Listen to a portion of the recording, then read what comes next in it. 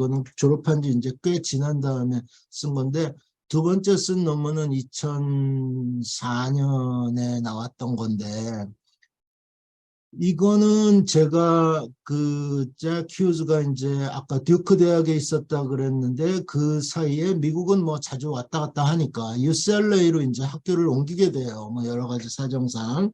그래서 UCLA에 제가 이제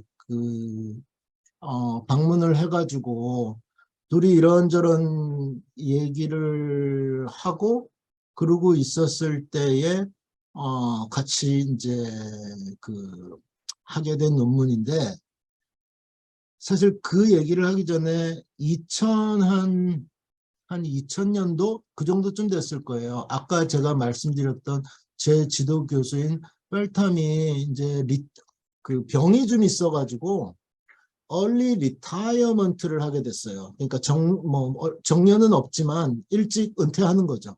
그래가지고 은퇴를 하게 됐는데, 그 은퇴하는 말하자면 뭐 세레모니, 제가 거기에 참석을 하게 됐는데 여러 사람이 왔겠죠. 그래가지고 이렇게 쭉 테이블에 앉아서 같이 저녁 먹고 뭐 얘기를 하고 있는데, 여기에 이제 제가 앉아 있다고 치면 여기에 잭 휴즈가 앉아 있었고, 그 옆에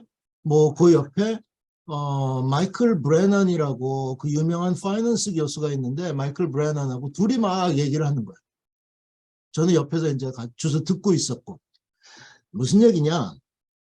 둘이 뭐 월스트리트인가 뉴욕타임즈인가 뭐 어디 난 신문 기사 얘기를 떠들고 있었어요. 저는 그 기사가 뭔지도 잘 몰랐어요. 둘이 막 이렇게 저렇게 얘기를 하고 있는데, 얘기의 핵심은 뭐냐?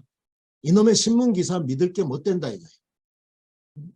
신문 기사가 이게 도대체 뭘 좀 알고 쓴 거냐, 도대체 모르고 쓴 거냐, 이거 믿어도 되는 기사야? 뭐 이런 얘기를 하고 있었던 거예요. 요즘 뭐 사실 여러분들 우리나라도 보면 뭐 가짜 뉴스 뭐 신문 기사인데, 여러분들 특히 정치적인 기사 같은 건 잘 안 믿는 게, 일단 기본적으로 안 믿어요. 그 헤드라인하고 보면 밑에 뉴스하고 그 실제 본문하고 다른 경우도 많고, 하다 보면 무엇이라고 익명의 관계자에 따르면 청와대 관계자에 따르면, 국회 관계자에 따르면, 도대체 관계자가 누군지 말도 안 하죠. 그죠? 그러니까 이게 뭐냐면 인포메이션의 크레더빌리티에 관한 얘기예요. 인포메이션의 크레더빌리티. 그래서 우리가 지금 디스클로저 얘기하고 있잖아요. 디스클로저 얘기하고 있을 때 이 문제를 바꿔서 생각을 해보면 뭐냐면, 디스클로즈 하는 인포메이션이 얼마나 믿을 수 있느냐, 이 문제하고 관계되는 문제죠. 그래서 제가 그날 이제 파티에 우리 제 지도 교수 그 파티에 앉아가지고 잭 휴즈하고 브레넌하고 이런저런 얘기를 하고 있는 거에 이제 중간에 끼어들어서 잠깐 뭐 같이 말도 섞고 얘기를 하다가, 저는 그때 당시에 홍콩 과기대에 있었거든요.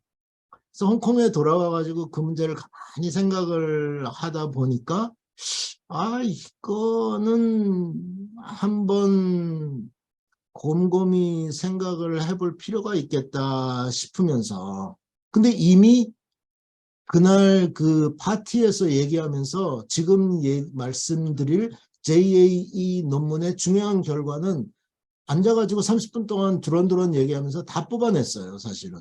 근데 우리가 직관적으로 생각을 해보면 어떤 정보를 릴리즈한다 이거예요. 그런데 그 정보가 정말 정확하고 믿을 수 있는 거면 그 정보의 출처, 정확성 이런 거에 대해서 강력하게 주장을 해줄 거 아니에요. 근데 정보가 좀 믿을 수도 없고 말하는 사람 자기도 좀 자신이 없고 그러면 우물우물 그냥 뭐 얘기 안 하고 끝나는 거죠, 뭐. 그죠? 우리가 직관적으로 생각하면 그럴 거 아니에요. 그러니 그 직관을 어떻게 포멀하게 보여줄 수 있느냐 하는 게 이 논문의 전체 내용이에요, 결과적으로. 그래서 제가 그 리타이어먼트 뭐 그다음에 디너 먹을 때 있었던 어떤 그런 뭐 캐주얼 컨버세이션 이런 것들을 말씀드렸던 이유가 사실 논문의 아이디어는 여러분들이 이제 제가 자주 듣게 되는데 어떻게 논문의 아이디어를 얻습니까? 이런 질문들을 많이 듣는데 사실 그런 건 우리 실생활에서 얻는 게 제일 흔하고 빨라요. 흔히 얻을 수 있어요. 그런데 우리 왜 그런 얘기 많이 하잖아요. 행운은 준비된 자에게 온다. 뭐 그런 얘기 많이 하잖아요. 그죠? 그러니까 우리가 일상생활이나 이런 어떤 그런 데서 본인이 생각하는 논문의 아이디어를 빨리 캐치하고 그거를 즉시 잘 응용하기 위해서는 늘 깨어 있어야 돼요. 그러니까 아까 제가 잭 휴즈가 여러 가지 한 말 중에 제가 늘 워크 에틱, 뭐 학자로서의 자세 이런 거 많이 귀감으로 삼고 멘토로 가지고 있다라는 말씀을 드렸는데 그 중에 그 사람이 한 말 중에 제가 자주 쓰는 말이 무슨 얘기냐면 live and breathe with it 그런 말을 써요. live, 살다, breathe, 숨쉬다. 그러니까 늘 생활 속에서 live with it, breathe with it. 여기서 it는 뭐예요? it이라는 게 그 사람한테는 리서치였던 거예요. 리서치. 늘 리서치 생각하고 그런 거를 머릿속에 그것만 있으니까 늘 그런 것들 생각하다 보면 아까 말씀드린 뭐 어떤 디너 먹는다든지 아니면 제가 아까 그 전 시간에 설명했던 R&D 인포메이션 스피로버 그것도 제가 그 정유사의 어떤 그 임원하고 이야기하다가 그 아이디어를 캐치했다 그랬잖아요. 근데 그렇게 될 수 있었던 이유는 제가 늘 그런 것들을 염두에 두고 생각하고 목말라하고 그런 상황이었기 때문에 그걸 빨리 캐치하는 거예요. 근데 그런 생각들을 안 하고 있으면 그런 중요한 얘기가 그냥 흘러가는 거예요. 흘러가는 거예요. 캐치를 못하고. 그래서 여러분들이 항상 깨어 있어라 하는 얘기를 말씀을 드리느라고 제가 약간 또 뭐 여담도 곁들일 겸 해서 말씀을 드렸는데 지금부터 말씀드릴 건 자 지금 파워포인트 제가 화면 쉐어링하고 있는데 우리가 Y는 X 플러스 some noise 그래가지고 Y라는 인포메이션을 지금 disclose 하느냐 이거를 disclose 하느냐 아니면 disclose 하지 않느냐 no disclosure냐 이거를 쭉 따져왔잖아요. 그런데 이 Y라는 그래서 이제 Y라는 게 어떤 뭐 분포를 가지고 그래서 시그널 Y가 이렇게 뭐 정규 분포가 됐던 무슨 분포가 됐던 어떤 분포를 가지고 이렇게 쭉 얘기를 했는데 이 시그널이 결국 X하고 엡실론이라는 노이즈라는 두 개의 확률 변수로 주어져 있으니까 Y의 분포는 X의 분포하고 엡실론의 분포에 따라서 결정이 될 거란 말이에요. 그런데 여태까지는 주로 우리가 무슨 얘기를 했냐면 이 future cash flow X에 대해서 future cash flow X conditional on Y 하면은 베이타 Y 곱하기 뭐 1 마이너스 베이타 세타 이렇게 해놓고 지금 관건은 Y였잖아요. 그죠? 근데 저걸 가만히 우리가 다시 생각해서 보면 우리 여기서 베타가 뭐였어요? 베타는 여러분 기억하면 Q 플러스 H 그 분모의 H 플러스 Q였을 거예요. 그죠? 무슨 얘기냐? 마켓이 이게 가령 firm price라고 해봅시다. 그러면 어떤 인포메이션이 disclose 됐을 때 firm의 마켓 firm valuation price는 뭐에 결정이 되냐면 이 시그널 Y라는 거에 따라서 이제 결정이 되는데 그때 베타는 뭐에 따라서 의해서 결정이 되냐면 이런 변수들에 의해서 결정이 된단 말이에요. Q, H. 근데 Q는 뭐냐면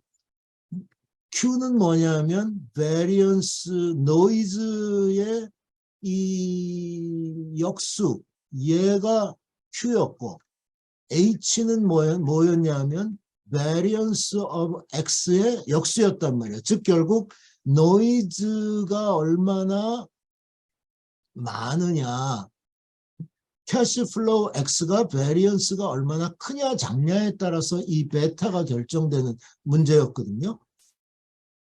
그러면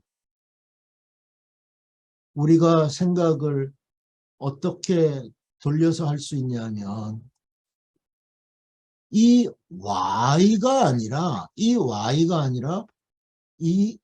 X의 분산이 되는 것, 엡실론의 분산이 되는 H하고 Q에 대해서는 왜 디스클로저를 안 하지? 결정 요소잖아요. 프라이스를 결정하는 요소는 베타가 만약에 알려져 있다라고 하면, 다시 말해서 Q와 H가 알려졌다고 하면 얘는 하나의 상수겠죠. 그죠? 그런데 variance, fundamental cash flow의 variance, 이거 보통 통상적으로 우리가 리스크라고 얘기를 하죠. 그 다음에 이 노이즈가 되는 거의 역수, 노이즈가 variance가 작으면 시그널의 퀄리티가 좋아지는 거니까 이 variance하고 시그널 퀄리티에 대해서 디스클로저를 많이 한단 말이에요. 회사가 어떤 프로젝트, 가령 뭐 프로젝트가 있는데 이거 리스크가 굉장히 크다, 리스크가 거의 없다, 리스크에 대한 디스클로저 많이 하잖아요. 그런 것들을 공부한 페이퍼들이 있고, 지금 제가 말씀드리려고 하는 페이퍼는 이 인포메이션 퀄리티에 대한 디스클로저 문제를 다루고 있는 거예요.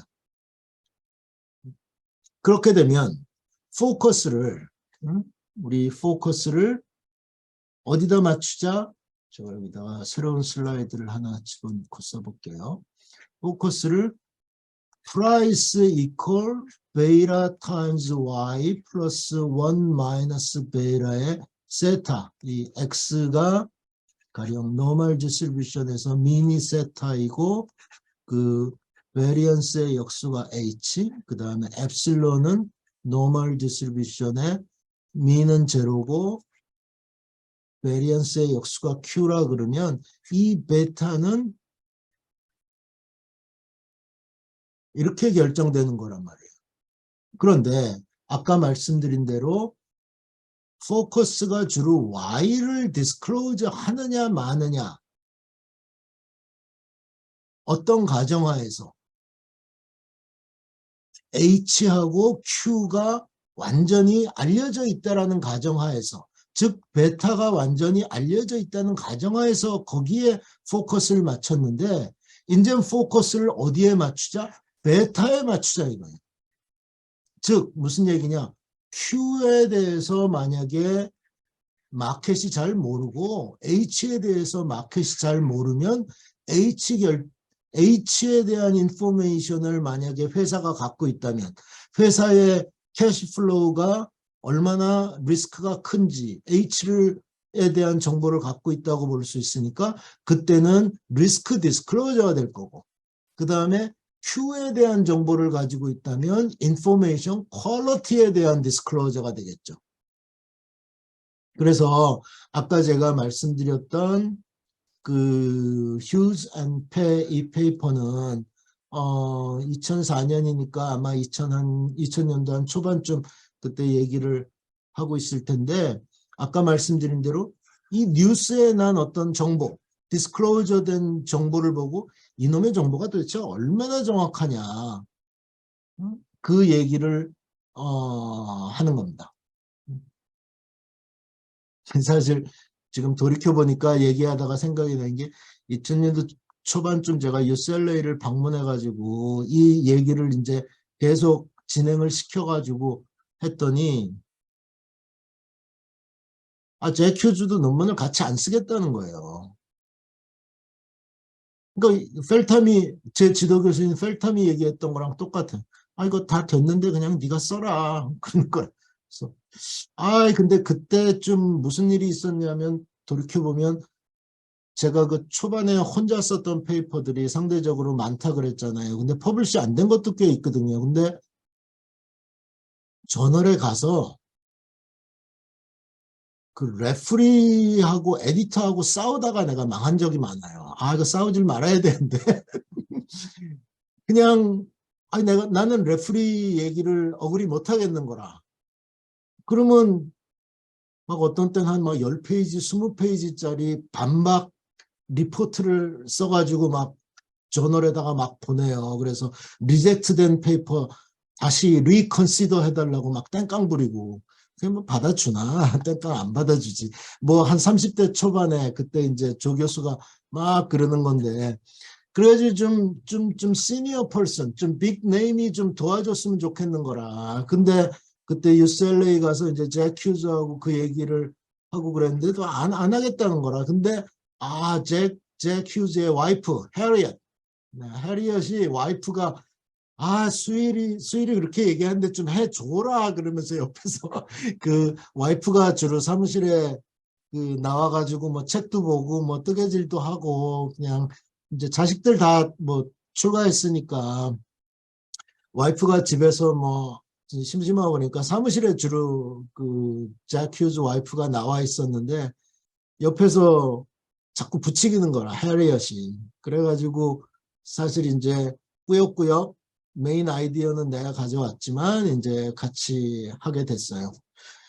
자, 그래서 지금 요 페이퍼는 아니고 그래서 이제 그 페이퍼에 대한 제가 메인 인투이션을 이제 말씀을 드리는데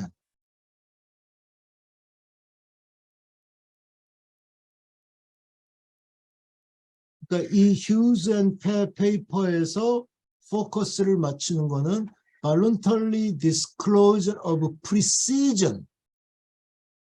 우리 아까 말씀드린 것처럼 이 Q라는 거는 베리언스의 역수잖아요. 베리언스의 역수를 우리가 이제 precision이라고 얘기를 하는데 이 시그널 Y는 그러면 일단 이 시그널 Y는 항상 disclose 된다고 하자. 그러면 그 정보에 대한 이 precision을 어떻게 disclose 하겠느냐 하는 문제를 보자 이거예요. 그런데 Q를 disclose 한다는 건 일단 H는 알려져 있다고 쳐봅시다. Q하고 베타하고의 관계는 여러분들 여기 보시면 알겠지만 Q하고 베타하고는 one-to-one 관계예요. Q가 증가하면 베타도 증가하고 Q가 감소하면 베타도 즉 1대1 함수가 돼 있기 때문에 Q를 disclose 한다는 거는 베타를 disclose 한다는 말하고 동일한 말이에요. 그죠? 그러면 여러분들 요거 보세요. 이제 포커스가 베타잖아요. 그러면 베타에 맞춰서 이걸 어떻게도 우리가 쓸 수 있냐면 베타가 지금 여기 있고 여기 있잖아요. 그러면 베이라 마이너스 세타 플러스 세타 이렇게 써도 되죠. 그죠? 이런 표현을 제가 예전에도 한번 썼던 것 같은데 그러면 여러분들 보세요. Y가 항상 디스클로즈 되고 세타라고 하는 거는 지금 Y의 평균값, X의 평균값, Y의 평균값 두 개 같은데 이렇게 돼 있는데 우리 아까 Y의 포커스를 맞춘다는 얘기는 베타가 알려져 있을 때 Y가 올라가면 펌의 프라이스도 올라갔으니까 우리가 그 로우 엔드 풀링이 나왔다는 거 나온 상태잖아요. 즉 모노토닉하단 말이에요. 프라이스가. 좋은 시그널이 나오면 프라이스도 올라가죠. 그런데 지금 베타를 디스클로즈 할 건지 말 건지를 놓고 보면 y 마이너스 세타, 이게 보통 이제 세타가 그 x에 대한 인포메이션이 아무것도 나오기 이전에 그 퓨처 캐시 플로우에 대한 빌리프니까 보통 프라이얼 민이라 그러고 이만큼이 뉴스잖아요. 응? 어떻게 뭐 y를 earning이라고 생각하면 earning의 서프라이즈가 될 거고 원래는 요만큼이라고 생각했는데 아니야 y가 이만큼이야 그러면은 이게 플러스면 이거는 굿뉴스고 얘가 마이너스면 내가 생각하던 민보다 작아지니까 이거는 배드뉴스잖아요. 무슨 얘기냐? 얘가 플러스냐 아니면 마이너스냐에 따라서 베타가 늘어나면 P가 늘어나느냐가 결정이 되는 거 아니에요. 다시 한번. 예전에는 베타가 항상 플러스였기 때문에 Y가 늘어나면 프라이스 항상 늘어났잖아요. 그런데 지금은 결국 지금 우리가 관심이 있는 건 베타의 디스클로저인데 아까 말씀드린 대로 Q의 디스클로저나 베타의 디스클로저나 마찬가지니까 이제부터는 베타의 디스클로저라고 할게요. 베타의 디스클로저가 프라이스를 올려줘야 베타를 디스클로저 할 거 아니에요. 근데 베타가 올라간다고 해서 프라이스가 올라가느냐? 그건 언제 올라가느냐면 굿뉴스일 때는 베타가 올라가면 프라이스가 올라가는데 배드뉴스일 때는 베타가 올라가면 프라이스는 떨어진다는 얘기 아니에요. 맞죠? 자, mathematically 이런데 직관으로 생각해 보세요. 좋은 뉴스가 나갔을 때 베타가 높다라는 얘기는 뭐예요? 그 좋은 뉴스가 노이즈가 별로 없이 굉장히 정확한 정보라는 뜻 아니에요. 그러니까 마켓이 좋게 반응하지. 좋은 뉴스 나왔는데 그 정보가 정말 정확한 정보야. 반대로 bad 뉴스가 나갔어요. 그런데 굉장히 정확한 bad 뉴스야. 마켓은 안 좋게 반응할 수밖에 없죠. 그게 우리의 상식, 인투이션하고 직관하고 일치하잖아요. 그러면 회사 입장에서는 어떻게 되겠어요? 굿뉴스가 나가면 그 뉴스를 좀 더 서포트 해주는 쪽으로 강화시켜주는 야 이거 너 믿어야 돼. 이거 정말 좋은 정보야. 정확한 정보야. 너 정말 믿어야 돼. 라는 쪽으로 인센티브가 움직일 거고 야 내가 Y를 디스클로저 해야 되니까 하기는 해.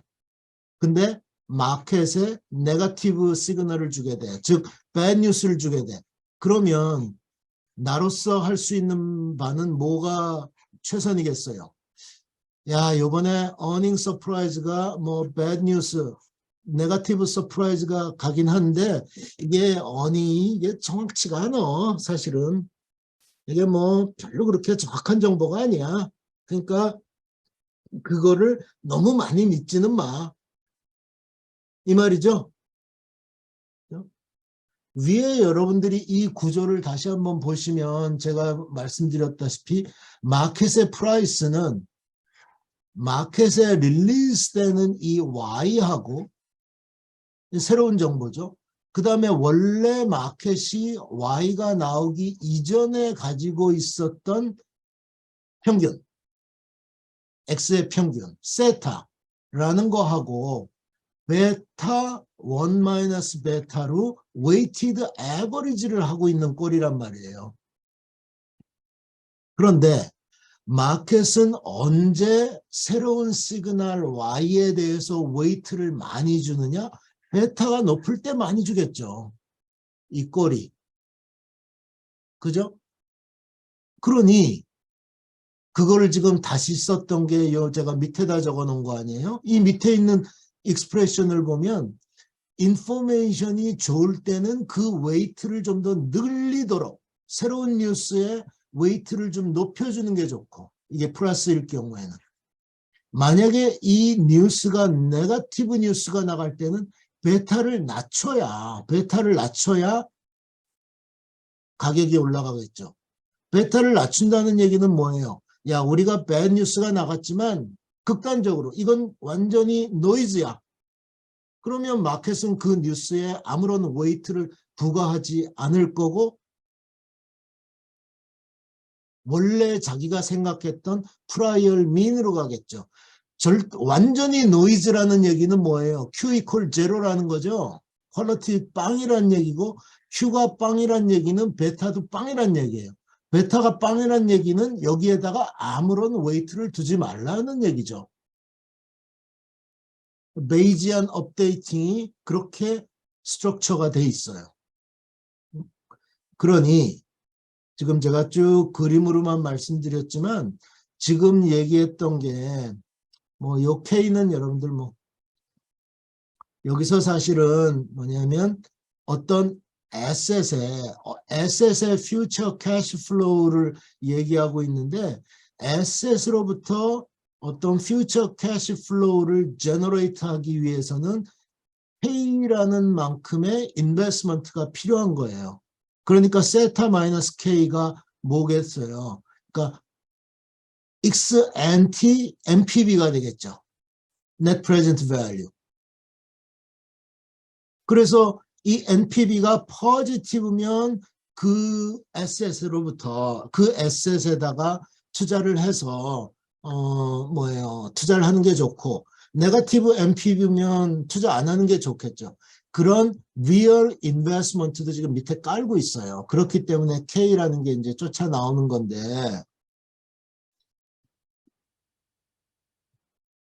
지금 이 페이퍼의 모델은 회사가 must provide an estimate. 여기 지금 시그널 Y를 estimate. 그러니까 future cash flow에 대한 어떤 추정치라고 얘기를 한 거죠. 그렇게 돼서 뭐 몇 가지 얘기가 있으면 아까 제가 파워포인트 슬라이드에 썼던 거하고 똑같은 형태의 것입니다.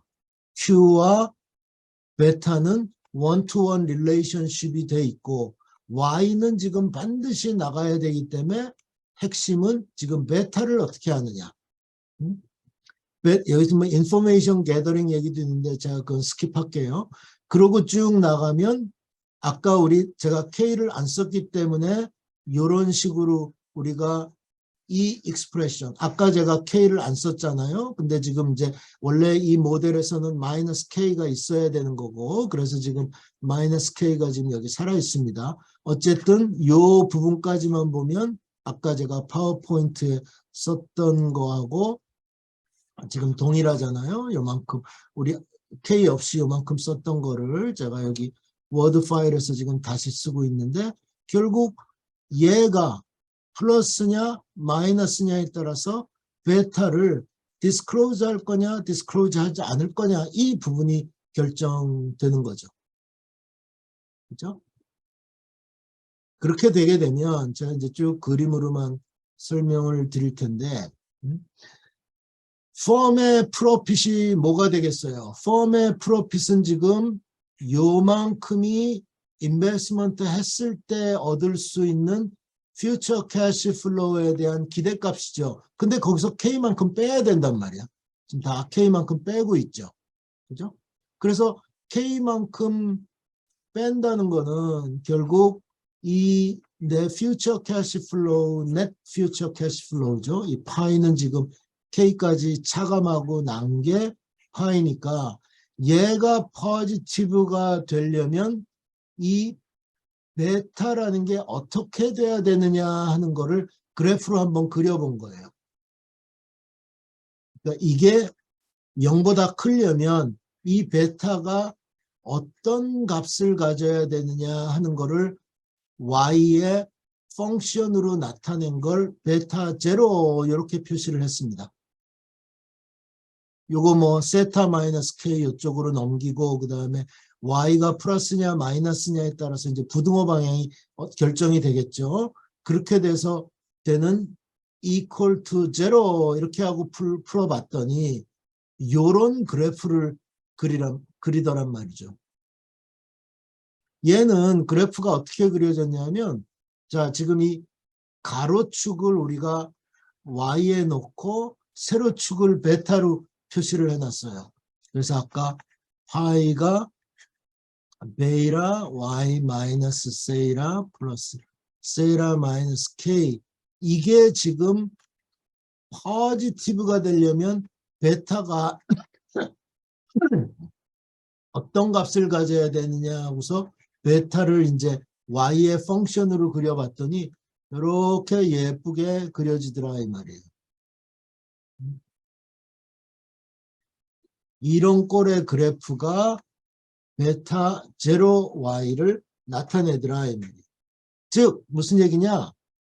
시그널이 이 지금 y하고 베타의 컨비네이션을 보고 있는데 이 디스클로즈 되는 시그널하고 이 베타의 값이 이 빗금친 부분에 와 있다는 얘기는 회사의 net present value가 네거티브라는 얘기예요. 자, 여러분들 근데 이거 한번 보세요. 만약에 시그널이 여기쯤 와 있다고 해봅시다. y라는 값이. y라는 값인데 만약에 베타 값이 제로라 그래봐요. 시그널이 여기인데 베타도 제로야. 그 얘기는 베타가 equal to 제로니까 베타가 제로니까 세타 마이너스 k 얘만 지금 웨이트를 주는 거 아니에요. 근데 y가 지금 세타보다는 작으니까 이쪽은 당연히 포지티브가 되겠죠. 근데 지금 이게 지금 세타보다 작으니까 bad news일 거예요. 포지티브 MPB를 계속 갖고 있다가 지금 Y는 배드 시그널인데 시그널이 점점 정확해질수록 즉 베타 값이 위로 올라갈수록 여기가 지금 네거티브 밸류인데 베타가 0이면 이건 지금 전부 무시될 텐데 베타가 이제는 0보다 큰데 베타 값이 점점 위로 올라가면 그 얘기는 파이 값이 점점 네거티브가 되다가 이쪽으로 가면 이제 네거티브가 된다는 거죠.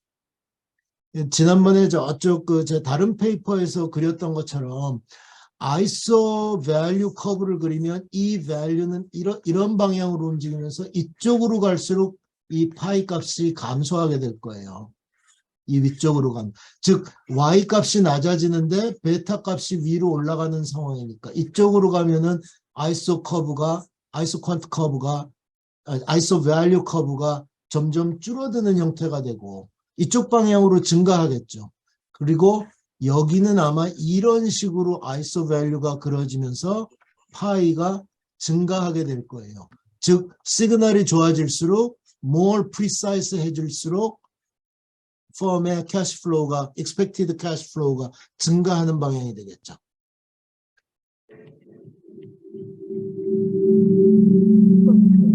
됐습니까? 이해되시죠?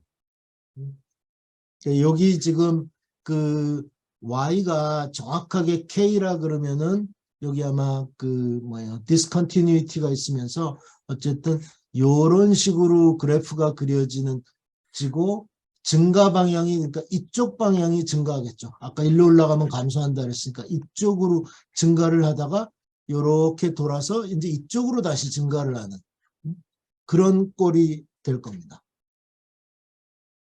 자, 지금 여기까지 말씀드린 건 요렇게 되는 게 회사가 NPV가 포지티브냐 네거티브냐를 결정하는 거고 이쪽에는 네거티브, 이쪽에는 포지티브. 그 얘기는 무슨 얘기냐면 자, 지금 Y는 항상 디스클로즈 되는 거예요.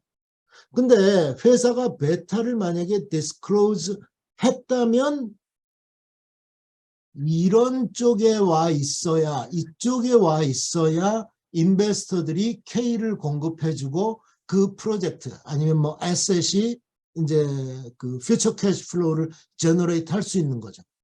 만약에 내가 디스클로즈 했는데 이쪽에 이 빗금친 부분에 가 있으면 네거티브 NPV네 K 안 줘. K 안 주면 프로젝트 캐시 플로우를 제너레이트 할 수 없는 상황이 되겠죠.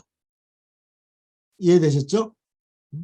그래서 그런 큰 지금 그 영역을 이제 two dimensional space of y and beta를 partition 해놓고 있는 거예요.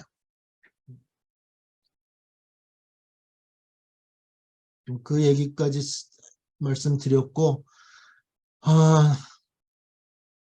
여기서 먼저 브레이크를 합시다. 이 뒤에 쭉 이어지는 얘기를 해가지고 내가 지금 한 5분 정도 먼저 10분 브레이크를 하고 계속 이어나가도록 할게요.